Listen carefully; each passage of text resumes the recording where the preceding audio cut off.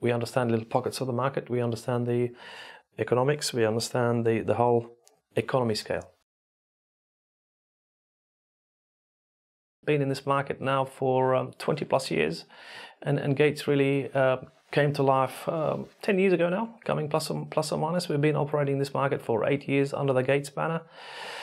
Reform Social and Grill, Bistro des Arts, Folly by Nick and Scott, Public, The Lion, Ultra Brasserie, and Via Veneto, and the recent addition is the Stoke House at the DAMAC Trump Golf Club.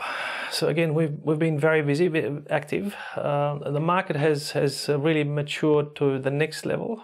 Competition is very fierce, and exciting times. Challenging. We added 3 venues last year, and again, even in a stable market, to add 3 venues, it's quite a handful. So my timing wasn't exactly on point. Nonetheless, we're good. Most of the venues are delivering reasonable numbers, good positioning in the marketplace. Again, from a delivery, consistency, market reaction, we're in a good place.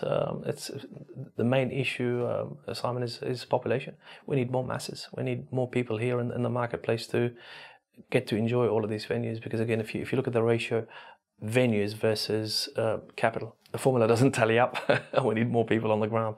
So tough year last year. Tough year. Again, it made us think differently. It made us really revisit the business in more ways than one, to analyze what are the consumers looking for, who are they, and what do they want, and how do we service them and maintain them and keep them excited. Look, again, 2019 for Gates is about consolidation. Probably add a couple of units. So again, no major big plans as such. I think what we will see in the first 8 months of 2019, challenge will continue on the operations. What I'm hoping to see is straight after summer onwards, I think we will see an influx of senior management coming to start planning for 2020 operational. So that's where I see the light coming from. I think there's been 150 odd closures on the restaurant front. Whilst a lot of companies are closing, we're adding. That's again, calculated risks, the right areas, the right concepts, the right price point, and making sure that we're giving audience things that they're looking for, venues that they feel they belong, and last but not least, value for money. It's hard to sit here and brag about what one's own leadership, but I've had people working with me now since 2001. So again, people stick around with us because, one, we value them as individuals. We are growing as a company. We need people's help.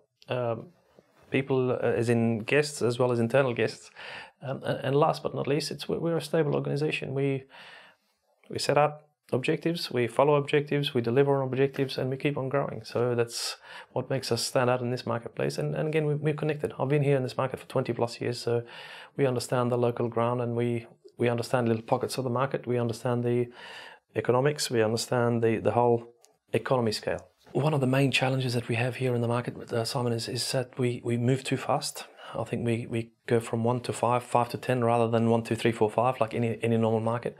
And I think in order to really captivate the audience and maintain a particular solid base of guests that keep coming back, one needs to define a business and make sure that business is actually delivering on what the objectives are. Because what happens in this market, we tend to copy rather than deliver.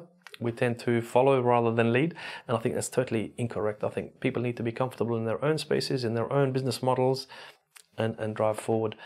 People are looking for value, people are looking for innovation, people are looking for service, yet less formalities. The 4 main pillars of the company are innovate, enrich, belong, and engage. And really, if you think about those 4 pillars, we don't talk about commercials, we don't talk about anything that's not directly impacting the guest.